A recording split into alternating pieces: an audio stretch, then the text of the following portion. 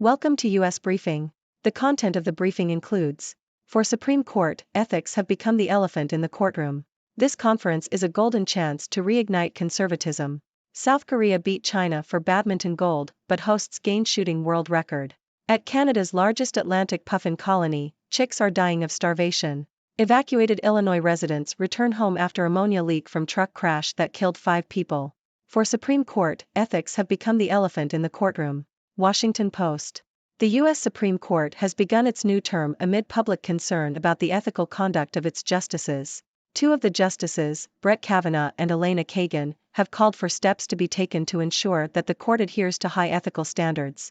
A Gallup poll reveals that only 41% of the public approves of how the court does its job, with approval strongly divided along political lines. The court's ethics have been a subject of media scrutiny, with reports of justices accepting lavish trips and gifts from wealthy friends and maintaining ties with those who have business before the court.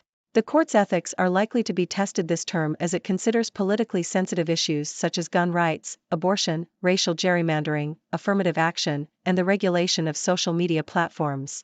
The court may also be asked to consider cases concerning the prosecution of former President Donald Trump and his eligibility to run for president.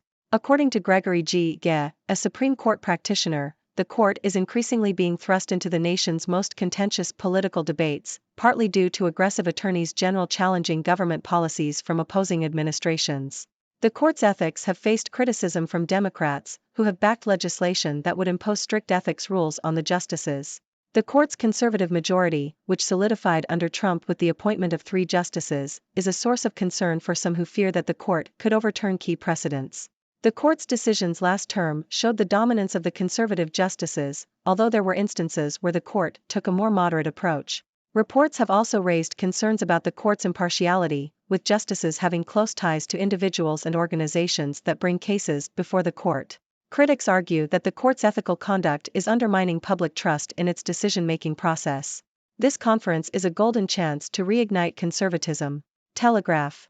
Jacob Rees-Mogg, former Secretary of State for Business, Energy and Industrial Strategy, has called for a return to economic conservatism in the UK.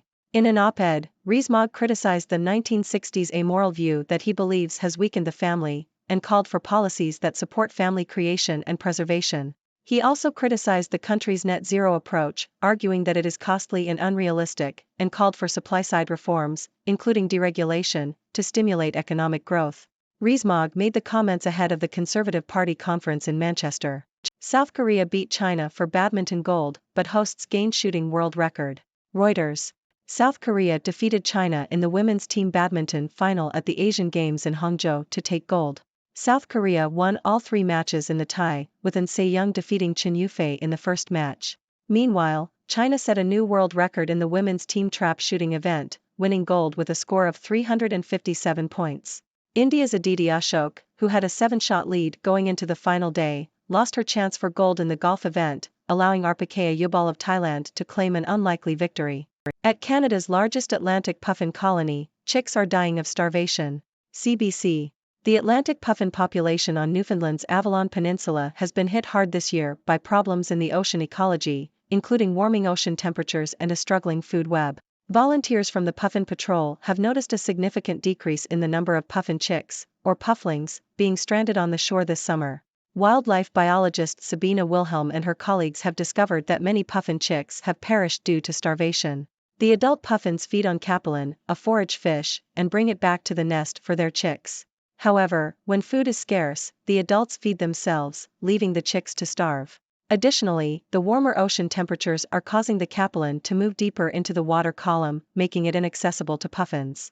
The Atlantic puffin population is robust overall, but the starvation of so many chicks this year is a concern. This situation is a warning sign that the ocean is under stress from climate change, according to tour boat operator Joe O'Brien. Evacuated Illinois residents return home after ammonia leak from truck crash that killed 5 people. The Toronto Star. 5 people have died and 5 others have been seriously injured after a truck overturned in central Illinois. The accident caused a toxic substance to leak from its cargo and forced the evacuation of hundreds of area residents. The National Transportation Safety Board will review the crash. An exceptional record. The Guardian. New York rapper Billy Woods, known for his work as part of Armand Hammer, has released his 2nd album this year, titled We Buy Diabetic Test Strips. The album features a range of collaborators and incorporates various musical styles, from jazz to industrial. The album has been praised for its exceptional quality and is recommended for headphone listening. Erin O'Connor interview, The Fashion Industry Drives Me Mad. Telegraph. Supermodel Erin O'Connor is back in the fashion scene after a couple of tough years battling illness. She stars as the face of outerwear brand Martha Stance's winter campaign and recently attended London Fashion Week. O'Connor describes the collection as the easiest thing in the world to wear and praises its bold, chic, and wearable appeal. She also talks about her personal style, saying that she enjoys both extreme structural clothing and free-flowing, colorful, and textured pieces. O'Connor has been an advocate for change in the fashion industry, campaigning for safer conditions and more diversity. She also founded the Model Sanctuary and co-founded All Walks Beyond the Catwalk. O'Connor discusses her recent ADHD diagnosis, which has helped her come to terms with decisions she has made in her career. She talks about the challenges of balancing her role as a mother and her professional life, but says her confidence to move between the two is growing. O'Connor also discusses her love for classical Pilates and the importance of self-care. She expresses her enjoyment of sitting in the front row at fashion shows and opening herself up to new friendships. Finally, O'Connor speaks about Alexander McQueen and Sarah Burton's departure from the brand, expressing her admiration for Burton and her excitement to see what she does next. At least 400 square feet. How big should a home be? Plus other letters to the editor for October 1st.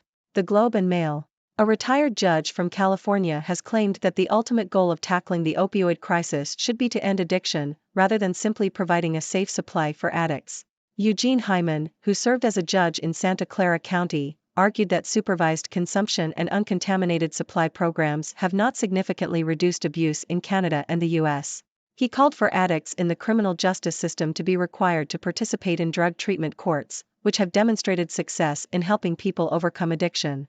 Another letter writer argued that prevention efforts should be a priority, particularly through education in schools. They claimed that schools should increase their efforts to educate young people on the risks of recreational drug use, with the aim of persuading even one young person to avoid drugs being considered a success. Ladies and gentlemen, I am Dr. Six, your resident observer from the sixth dimension, reporting to you with the latest news from around the world. Let's dive into the headlines. First, we turn our attention to the U.S. Supreme Court, where ethics have become the elephant in the courtroom. Justices Brett Kavanaugh and Elena Kagan have called for steps to ensure high ethical standards, but public concern remains high. With contentious cases on the docket, the court's ethics will be tested. Critics argue that justices' ties to individuals and organizations undermine public trust. It's a tough job for the court, but hey, at least they don't have to worry about getting caught in a badminton match. Speaking of badminton, South Korea defeated China to take the gold at the Asian Games. But China didn't leave empty-handed, as they set a new world record in women's team trap shooting. Meanwhile, in Canada, the largest Atlantic puffin colony is facing a troubling situation.